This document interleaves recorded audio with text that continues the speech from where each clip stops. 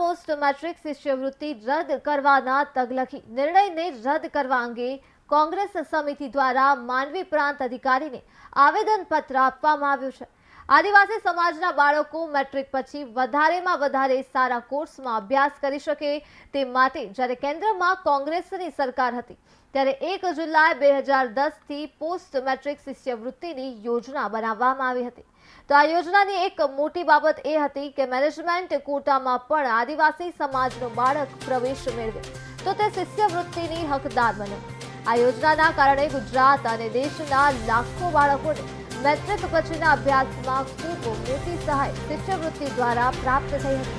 તો ભારતીય જનતા પાર્ટીની કેન્દ્રમાં અને ગુજરાતમાં સરકારે આદિવાસી સમાજના બાળકોને મળતી આ શિષ્યવૃત્તિને બંધ કરી આદિવાસી બાળકોને ખૂબ મોટો અન્યાય કરેલ છે, જેથી આ પોસ્ટ મેટ્રિક શિષ્યવૃત્તિ ફરીથી ચાલુ કરે તેવી માંગણી સાથે જ આજ રોજ પ્રાંત અધિકારી માંડવીને આવેદનપત્ર આપવામાં આવ્યું હતું। ગુજરાતમાં છેલ્લા 25 વર્ષથી ચાલતી સરકાર ભાજપની અને દેશમાં છેલ્લા 10 વર્ષથી ચાલતી સરકાર ભાજપની ડબલ એન્જિનની સરકાર જ્યારથી આવી છે ત્યારથી અને એમનો ગુપ્ત એજન્ડા આરએસએસ વિશ્વ હિન્દુ પરિષદનો કે આદિવાસી દલિત ઓબીસી માઇનોરિટીને શિક્ષણથી વંચિત રાખવાના અને એ ગુપ્ત એજન્ડો અત્યારે સાકાર કરવા જઈ રહ્યા છે। જે રીતે 2010માં કોંગ્રેસની સરકાર હતી અને પોસ્ટ ગ્રેજ્યુએટ વિદ્યાર્થીઓને પ્રાઇવેટ મેનેજમેન્ટ કોટામાં એડમિશન મળે તો પણ એને વધુ અભ્યાસ માટે સ્કોલરશિપ કેન્દ્ર સરકારે કોંગ્રેસની સરકારે જાહેર કરેલી અને મળતી હતી અત્યાર સુધી। પરંતુ આ ભાજપની સરકાર આવી પછી આદિવાસી વિદ્યાર્થીઓની જે સ્કોલરશિપ મેનેજમેન્ટ કોટામાં ઉચ્ચ અભ્યાસ માટે એ 75% કેન્દ્રની અને 25% રાજ્ય સરકારની ગ્રાન્ટ હતી એ ટોટલી બંધ કરવાનો આ પરિપત્ર 2024માં 28 ડિસેમ્બરે જાહેર કર્યો છે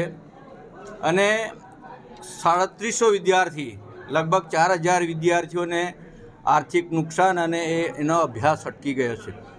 એટલે આખા આદિવાસી વિસ્તારના વિદ્યાર્થીઓમાં ખૂબ આક્રોશ છે અને એ પ્રદેશ કોંગ્રેસના આદેશ અનુસાર અમે પણ દરેક જિલ્લા કક્ષાએ આ આવેદનપત્ર આપવાનો કાર્યક્રમ રાખ્યો છે। ગુજરાત પ્રદેશ કોંગ્રેસના આદેશ અનુસાર આજરોજ અમારા પૂર્વ ધારાસભ્ય અને રાષ્ટ્રીય સેક્રેટરી આનંદભાઈ ચૌધરી, અમારા આદિવાસી નેતા શંકરભાઈ, સુરેશભાઈ, રૂપસિંહભાઈ, અનિલભાઈ ચૌધરી, ભીમસિંહભાઈ સહિતના આગેવાનો સાથે ગુજરાત સરકાર જે આદિવાસીઓને અન્યાય કરી રહી છે, આદિવાસી વિદ્યાર્થીઓના ભવિષ્ય સાથે જે ખેલ કરવામાં આવી રહ્યો છે, પોસ્ટ ગ્રેજ્યુએટ વિદ્યાર્થીઓની સ્કોલરશિપ બંધ કરી દેવામાં આવી છે। વિદ્યાર્થીઓને વંચિત રાખવાનું જે સુવ્યવસ્થિત કાવતરું છે એની સામે